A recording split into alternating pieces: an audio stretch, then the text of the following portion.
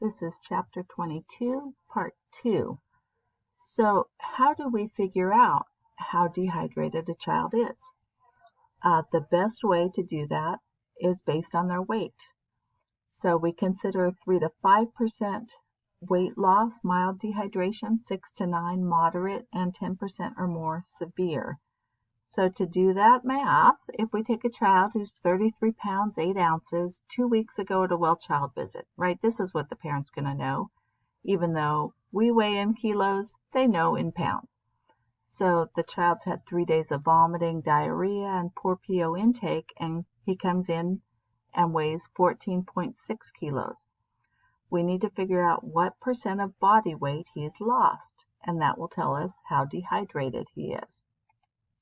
So we'll start with that 33 pounds, 8 ounces. Remember, 8 ounces is half a pound because there's 16 ounces in a pound. So 33.5 pounds divided by 2.2 is 15.227 kilos. And now he weighs 14.6. So what's the difference between the two, which is subtraction, right? Difference. The difference is 0.627 kilos. So now we want to know what percentage of his original weight, 33.5, oops, that's pounds.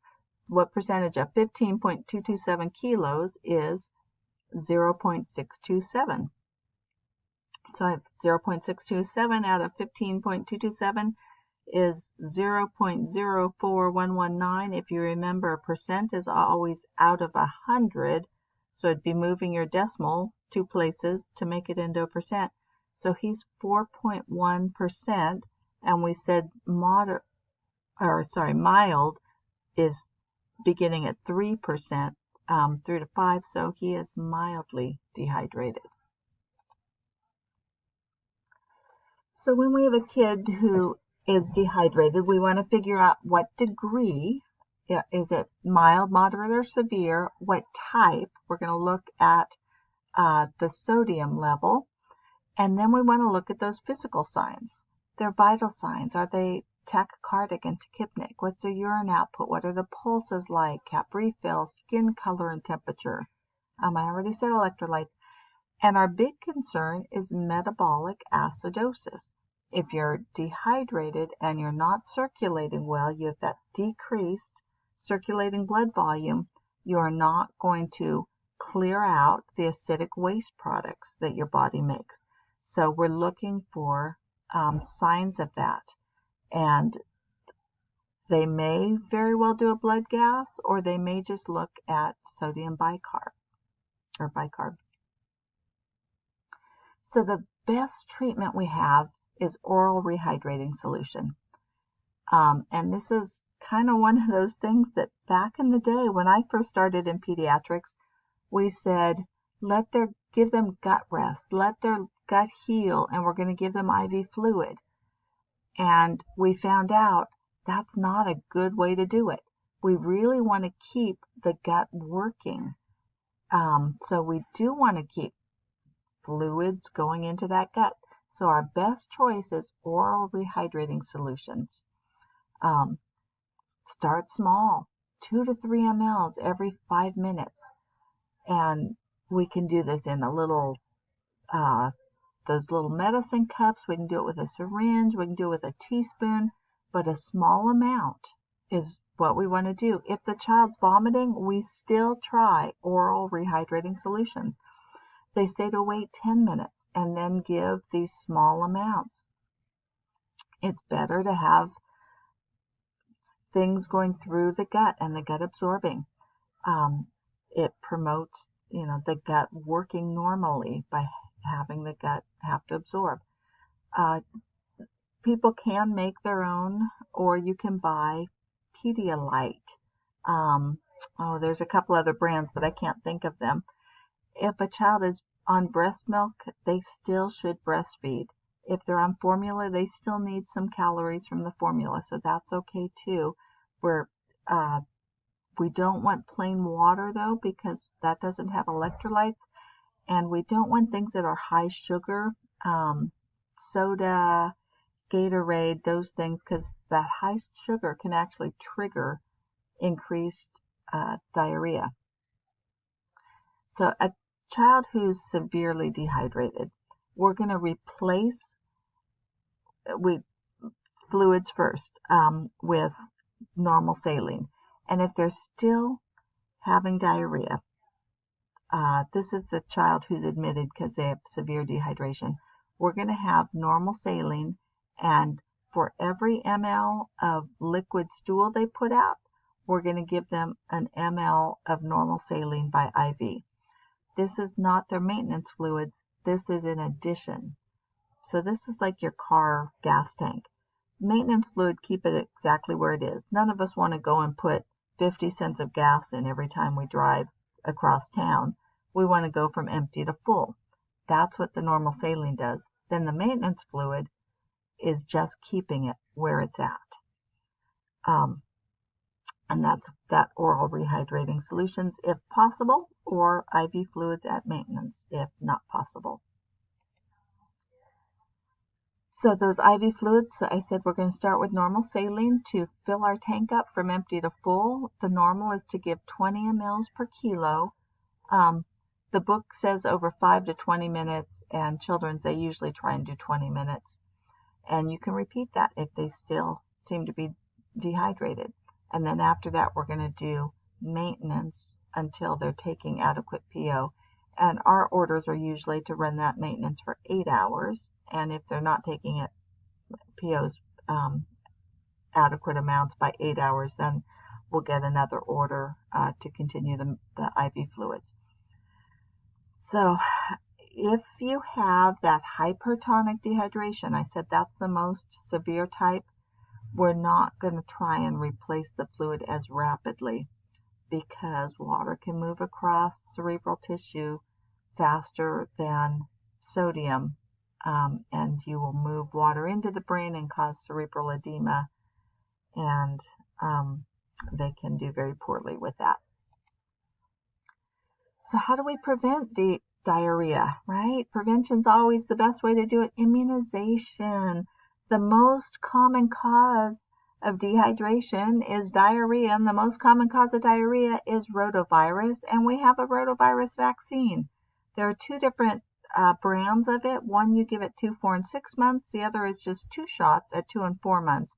But either one is quite effective. And then we don't want to spread it around. So hand hygiene. If you have a child with diarrhea and you've changed a diaper, hand hygiene.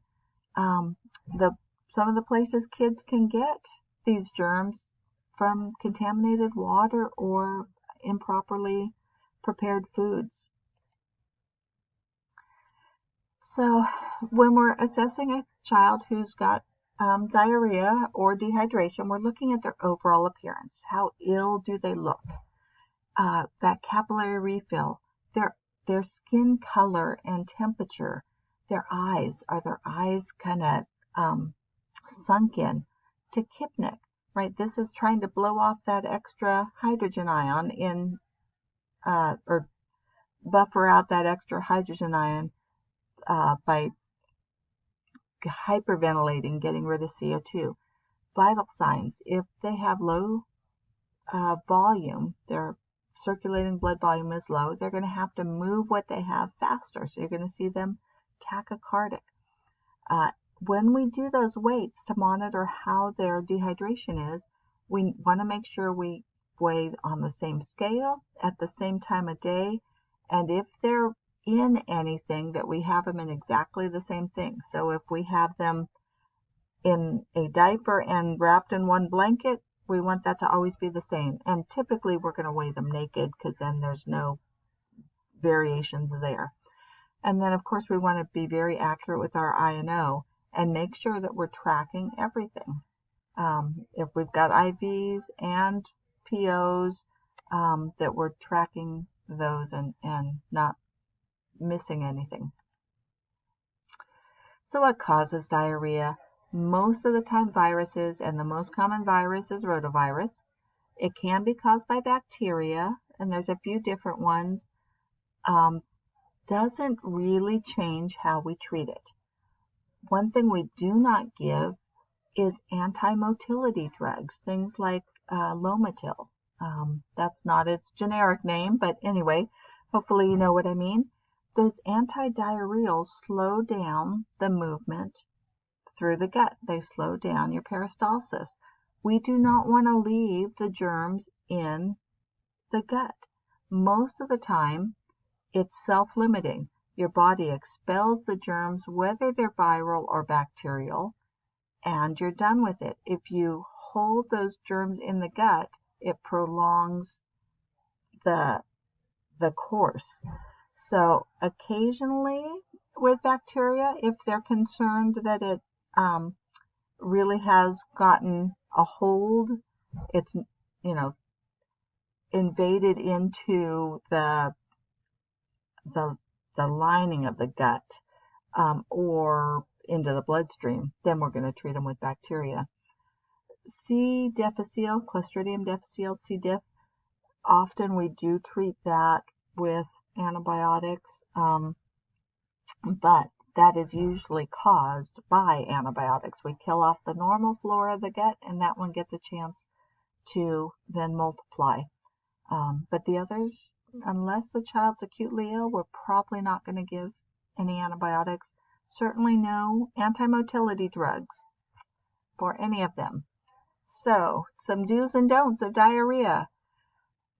Giving sips of fluids even if a child's vomiting, yes.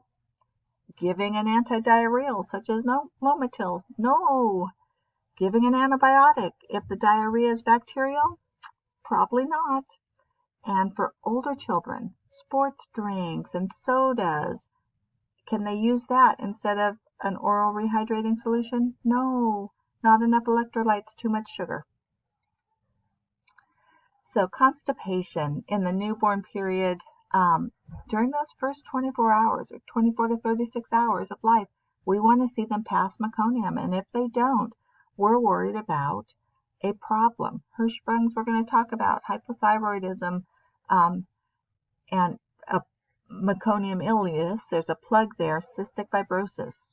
That can be a sign of cystic fibrosis, which we talked about during the respiratory chapter.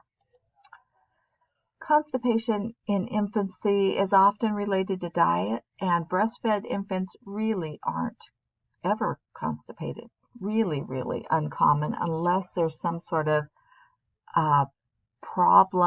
structural problem with their GI system. Breast milk is almost fully absorbed, so it's common for breastfed infants to not stool very often. I've actually heard a physician say a breastfed baby, they can stool 7 times a day or once every 7 days, and as long as it's soft, that's all fine. So really what we care about in constipation is the consistency, not the frequency, especially if they're breastfed. Formula-fed babies, a little more concerned that they can develop constipation, but again, constipation means the consistency, hard stool that's difficult to pass. It doesn't mean the frequency. Constipation in childhood is much more common, and often this is encaprices is what we call it. This often comes from holding.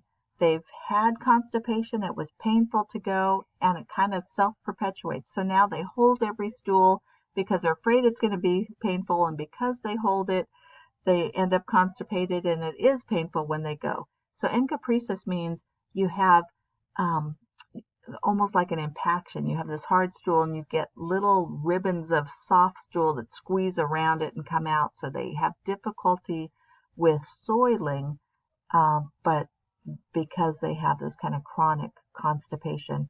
And this can happen just from poor potty training experiences. So we want to encourage potty training, but we also want to make it as stress-free as possible. Other just big stresses of life, something big going on, moving, parents divorce, grandparents dying, things like that. Urinary tract infections, these are right next to each other, right? And when you have a small body, that urethra and your rectum are really close, so they can impact each other as well.